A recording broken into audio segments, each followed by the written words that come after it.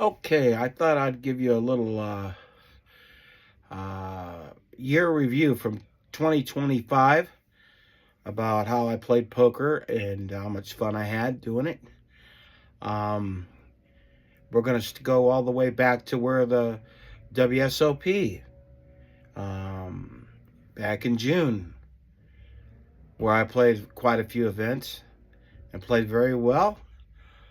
And I had two opportunities to win a bracelet, actually, which was thrilling as hell. First of all, the Omaha 8 or better 1500 with 31 players left. I was the chip leader. I got interviewed, and after the interview, I couldn't win a hand. I also remember how I got knocked out of the tournament. I had a full house, sevens full of queens. Okay? The guy that called my all in had three queens. The river come king. I gave him queens full of kings. That's how I got out of that one. So I was pleased with my big run there. First time I ever played that in the World Series was the 1500 Omaha, 8 or better, I should say. So I enjoyed that. I had friends coming by, high-fiving me, rooting me on. It was just magical. Too bad I couldn't take it down. But I played the best I could.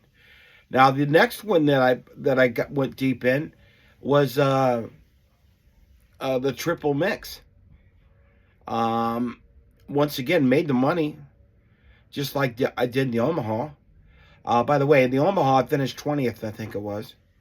Me and another guy got knocked out at the same time, so I'm not sure exactly. They could have had me at 21st, but it's still a pretty good run. Over 900 some players, close to 1,000 actually. But in this deuce to seven, okay. I mean, the mixed triple draw that I was in. Okay. I cashed in that too. Went very deep into that one. And, boy, it's one of those I got to get back in it. The way the other players were playing, 3 and 4 bet and then drawing 3 and 4 cards. And, and I'm dealt 2, 3, 4, 7, and I can't get no help. That's when I felt I should have won too. But here's the crazy thing about that one. I remember like it was yesterday. Chino Ream knocked out a player, and we were all in the money. And the top 70 got in the money, I believe it was. We all went on break. They had the chip counts all up to where we were. And there's my name, Clyde Gaskins. 8th overall in chips with 70 people left. And once again, bam, bam, bam. You could go up as fast as you could go down. I kept getting hands I had to play, and I wasn't getting there. And you're not going to believe this. I finished, I think, 64th. I mean, I was in the money, but man, that should have been a lot deeper than that. But I couldn't hit a card. But still, I had great fun time. Both those tournaments I bagged and tagged. So I had a wonderful time.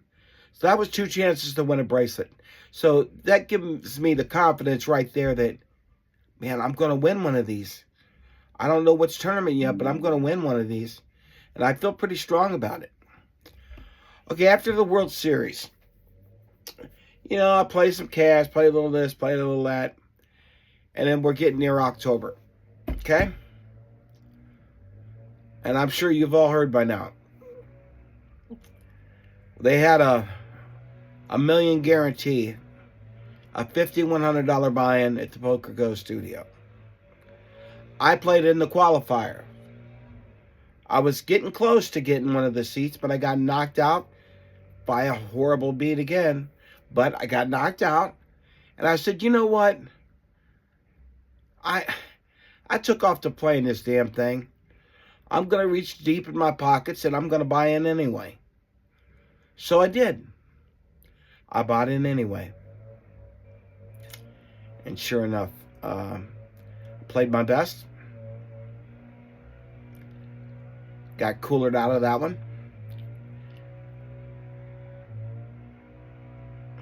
And I thought, wow, this ain't right. This isn't my day, right?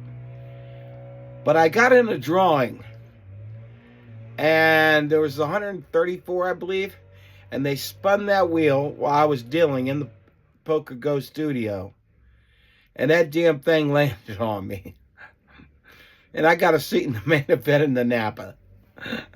So I was like, yeah, I was all happy and shit.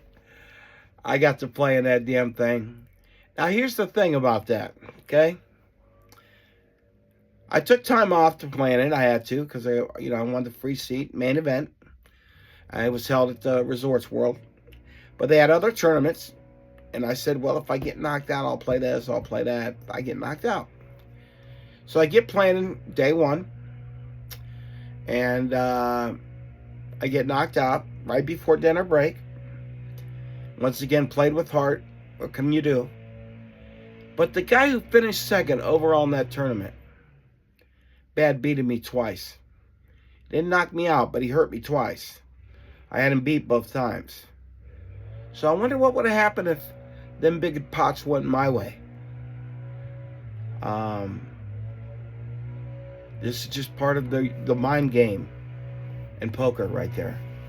When I was playing, the Omaha, some other games there, the Omaha 8 or better. The main event was still going on, and I was watching what was going on. I'd go home and check out the leaderboard and everything. And the guy who finished second overall got me twice on my first table. But once again, just the fun. Everybody coming by, root me on. All right, Clyde, now you won the seat. Let's do it. But all you could do is play your best and try not to lose your mind when it doesn't go your way. That's the biggest thing of all is trying to hang in there mentally. And boy, I've been tested to the brink. I'm telling you, boy, have I ever been tested to the brink. And so,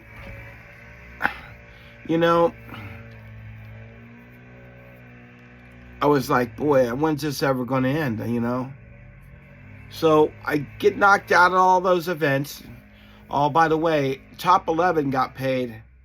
I finished 20th. So I just missed the money in that one. At the Napa, over at the Resorts World. Now we're going into the WPT. We're in December now. All these casinos are running events. I've got in several of them because I have a pretty good record, a really good record when this time comes. Anyhow, I played one event at Aria. That was our mystery bounty. Wow. I flopped top two. I got a raise and a re-raise in front of me, and I put them on aces, kings, or queens. So they went all in, and I was like, what the hell? I make the call. Now I got 10s and 7s flop for 2 pair. Okay? 10-7-3 was the flop. And I've got motherfucking 7-10. I mean, yeah. Top 2, where am I going to fucking go? So I put them on queens, kings, or aces. So I make the call. The other guy makes the call, and I'm like, oh my God. I think I'm up against kings and queens, or aces and kings, or, aces and queens. I'm thinking, oh man, I'm going to get a big, big win here. They flip over their hands. We're all three all in. The one guy, I was right, he had pocket queens. And the other motherfucker, he had pocket 10s. He flopped 3 10s. So the case 10 did me in on the flop. I'm thinking, they got over pairs. The guy had 10s. So I got knocked out. That was a quick exit in that tournament. Now I go over to the win. I play the mixed triple draw. I played the Omaha and just run like crap. So I didn't do nothing in those events, but I love playing. But it kind of brought me down like, man, what's going on? Especially in Omaha. Omaha 8 or better. I feel I'm one of the best in the world. I just do. I don't usually make no mistakes. I'm able to fold. But when you flop when you flop a strong hand and you have a lot of equity, a lot of cards that can hit you, you can't just lay the hand out. You gotta play it through. I mean, God, you got nut draw, and I wasn't getting there, and that's mainly what happened there. And with with the triple draw stuff, you got to hit your draws. You got to hit your draws. And by the way, on that triple draw, boy, did I bluff my ass off. I bluffed on with so many hands by bluffing, by not drawing them when I should have drawn. I got a kick out of it. I did have fun doing that. I felt like I was bluffing their asses. I'd keep, like, for example, on one of my Badoogie hands, I had 2, 2, 3, 7. And I thought, because I got that deuce, that other deuce, I think I'm going to be good here. And if I didn't want to get rid of it and draw a bad draw. I know what you're thinking now. Come on. I thought, well, if I got this deuce, that's something they don't have. And if I pretend like I'm already there with the Badoogie, okay, they're going to fold. Even if they got maybe a queen high Badoogie, they may fold. So I didn't draw. I kept the deuce, and it worked. And I did that multiple times. One time I had an ace deuce 4-4. And I thought, wow, I got almost the best 3-card Badoogie. So, but I had fun with that, bluffing on that Badoogie.